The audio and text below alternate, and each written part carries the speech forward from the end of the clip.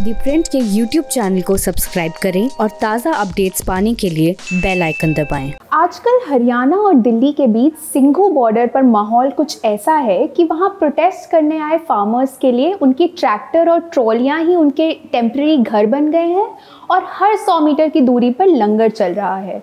एक तरफ बुजुर्ग किसान सड़कों पर बैठे रेडियो सुनते हैं तो युवा लंगर की प्रेपरेशन में जुटे रहते हैं और हर कुछ मिनट में जोश बनाए रखने के लिए नारे लगाते हैं। अब मसला है दरअसल 3 लॉस का। आपको अपनी स्क्रीन पे ये इन 3 लॉस के नाम दिख रहे होंगे। पहला है the farmers produce trade and commerce promotion and facilitation act 2020। दूसरा है the farmers empowerment and protection agreement on price assurance and farm services act 2020 और तीसरा है the essential commodities amendment act 2020। आज के वीडियो में मेरी कोशिश रहेगी कि मैं आपको इन तीनों लॉज के बारे में आसान भाषा में समझा पाऊँ और आपको फार्मर्स और गवर्नमेंट दोनों के साइड की आर्ग्यूमेंट्स बता पाऊँ।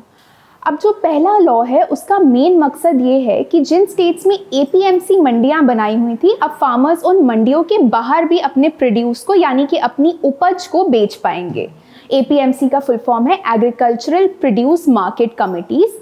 1960s से किसानों के लिए कई स्टेट्स ने APMC लॉज के अंडर होलसेल मार्केट्स का अरेंजमेंट करने की कोशिश की थी। इन APMC एक्ट्स के अंडर एग्रीकल्चरल कमोडिटीज़ की सेल और परचेज इन मंडियों में ही हो सकती थी और इसके लिए दोनों पार्टीज़ को यानी कि सेलर और परचेजर को मार्केट फ़ी और ऐसे कई चार्जेस और कमीशन एजेंट्स के लिए कमीशन पे करना पड़ता था। तो ये मंडियाँ फार्मर्स को सही दाम और वक्त पे पेमेंट्स मिलने के ऑब्जेक्टिव से बनाई गई थी 1960s से। अब सरकार का कहना है कि क्योंकि अब फार्मर्स इन मंडियों के बाहर भी अपनी उपज और प्रोड्यूस को बेच सकते हैं तो इस चेन से फार्मर्स ऊंचे दामों पर अपने प्रोड्यूस को बेच पाएंगे और प्राइवेट बायर्स यानी कि निजी खरीदारों से बेहतर दाम भी ले पाएंगे। उनका कहना है कि फार्मर्स अब फसल की कटाई के बाद उसे अपने वेयरहाउस में ही सेव करके वहीं से डायरेक्टली बेच सकते हैं। तो गवर्नमेंट के हिसाब से इससे किसानों का काफ़ी फ़ायदा होगा क्योंकि उनके कॉस्ट कम हो जाएंगे, जैसे कि फार्म गेट से मंडी तक अपने उपज को लेके जाने का कॉस्ट, और ये उन्हें अपनी फसल बेचने में ज़्यादा इंडिपेंडेंस देगा। ये एक्ट उन्हें ऑनलाइन ट्रेडिंग प्लेटफॉर्म्स पर ट्रांजैक्शंस करने की भी आज़ादी देता है। अब जो मंडियां हैं वहाँ ट्रांजैक्शन पर चार्जेस भी लगते थे जैसे कि मैंने आपको पहले बताया, लेकिन ऑनलाइन प्लेटफॉर्म्स पर एकदम कम या ना के बराबर चार्जेस लगते हैं। फॉर एग्जांपल अग्री बाजार ऐसा एक ऑनलाइन प्लेटफॉर्म है जो एक 3 साल पुराना स्टार्टअप है। वहाँ बायर्स से सिर्फ 0.2% चार्ज लगता है। इसके अलावा सरकार ने ये भी भरोसा दिया है कि उनकी तरफ से खरीद पहले की तरह ही चलती रहेगी। उन्होंने बोला है कि किसान अब भी मंडियों में भी अपनी फसल बेच पाएंगे, पर उनके पास बस एक और ऑप्शन होगा मंडियों के बाहर अपनी फसल बेचने का। लेकिन फार्मर्स को ये लॉस रास नहीं आ रहे हैं। उनका कहना है कि इन लॉस से फार्मर्स को एक्चुअली नुकसान और प्राइवेट और बड़े कॉर्पोरेट हाउसेस को ज़्यादा फायदा होगा।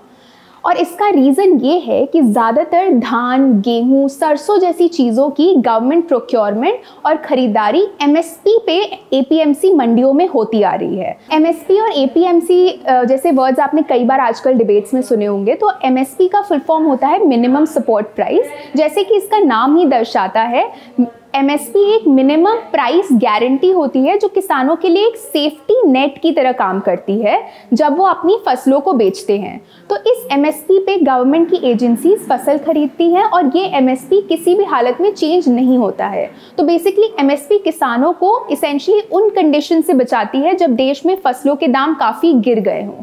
नेचुरली अब फार्मर्स को ये डर है कि अब गेहूं और धान को MSP के पे खरीदने का जो ट्रेंड था वो इन लॉज के आने से अब ख़त्म हो जाएगा क्योंकि तीनों लॉज में MSP का जिक्र नहीं है।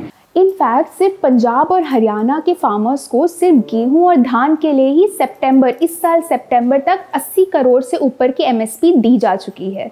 फार्मर्स को इसलिए ये डर है कि अगर इस बिक्री को सिर्फ मार्केट फोर्सेस पर छोड़ दिया जाएगा बिना किसी सेफ्टी नेट के, मतलब बिना MSP के, तो इन कीमतों का 15 से 20% तक गिर जाने की पॉसिबिलिटी है। बाकी के 2 लॉज के बारे में भी आपको थोड़ा बता दूं। जो दूसरा लॉ है उसके तहत कॉन्ट्रैक्ट फार्मिंग की जा सकती है, मतलब आपकी ज़मीन को एक फिक्स्ड प्राइस पर एक ठेकेदार किराए पर लेगा और अपने हिसाब से फसल या उत्पादन करके बाजार में बेचेगा। इस लॉ पर किसानों का कहना है कि फसल की कीमत तय करने में बड़ी कंपनियां उनका फ़ायदा उठा सकती हैं।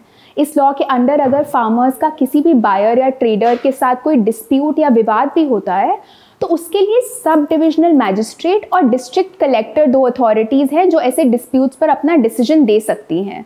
और ये दोनों अथॉरिटीज़ इंडिपेंडेंट कोर्ट्स नहीं हैं, इसलिए फार्मर्स को ये भी चिंता है कि उन्हें सही तरह से जस्टिस या न्याय नहीं मिल पाएगा। अब जो तीसरा लॉ है वो ओरिजिनली कुछ एसेंशियल कमोडिटीज़ यानी कि ज़रूरी चीज़ों की ब्लैक मार्केटिंग और होर्डिंग पर रोक लगाता है। अब ये 2020 की जो अमेंडमेंट्स हैं इस लॉ से कुछ commodities including edible oil, onion और पोटैटो को निकाल देती है। तो अब सरकार इन चीज़ों की स्टॉक होल्डिंग लिमिट सिर्फ असाधारण परिस्थितियों में यानी कि एक्सेप्शनल सर्कमस्टेंसेस में, जैसे कि अगर कोई नेशनल कैलामिटी आ जाए या अगर अकाल पड़ जाए, तभी इन पर लिमिट्स लगाएगी। स्टॉक लिमिट्स तभी अप्लाई होंगे अगर हॉर्टिकल्चर प्रोड्यूस यानी कि जैसे अनियंस के दाम 100% बढ़ जाए या नॉन पेरिशेबल चीज़ें जैसे कि एडिबल ऑयल के दाम 50% बढ़ जाए। अब इस लॉ के बारे में एक तरफ एक्सपर्ट्स का कहना है कि इससे फार्मर्स की इनकम बढ़ सकती है, लेकिन दूसरी तरफ ये भी कहा जा रहा है कि बिना गवर्नमेंट रेगुलेशन के इन सब फूड आइटम्स की होर्डिंग के चांसेस बहुत बढ़ जाते हैं। कहा जा रहा है कि इसी वजह से ये लॉ न सिर्फ किसानों के लिए बल्कि आम जनता के लिए भी खतरनाक है। ऐसे ही इश्यूज़ को लेके फार्मर्स की मांग है कि तीनों लॉज को विड्रॉ कर देना चाहिए और वो ये भी चाहते हैं कि उन्हें गवर्नमेंट की तरफ से रिटन अश्योरेंस दिया जाए कि एमएसपी सिस्टम को नुकसान नहीं पहुंचेगा। इसके अलावा किसानों की एक और मांग है कि स्टबल बर्निंग, जिसको ज़्यादातर दिल्ली की पोल्यूशन के लिए ब्लेम किया जाता है, उस पर लगाई गई 5 साल की सज़ा को भी हटा दिया जाए। द प्रिंट के लिए मैं अपूर्वा मंधानी। अगर आपको ये वीडियो पसंद आया हो तो हमारे यूट्यूब चैनल को ज़रूर सब्सक्राइब करें और हमारे ट्विटर, इंस्टाग्राम और फेसबुक चैनल को फॉलो करें।